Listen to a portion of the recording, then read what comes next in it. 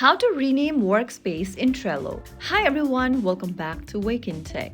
If you are trying to keep your projects neat and organized in Trello, renaming your workspace is a quick way to stay clear and professional.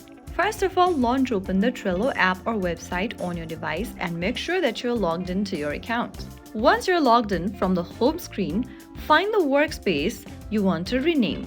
Tap on the workspace's name and then click on the gear icon at the top right in your workspace.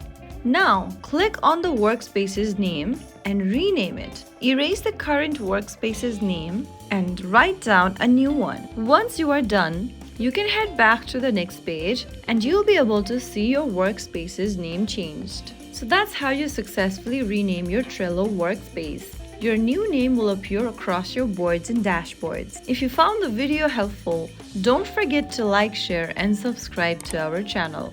I will see you again in the next video. Stay tuned and thanks for watching.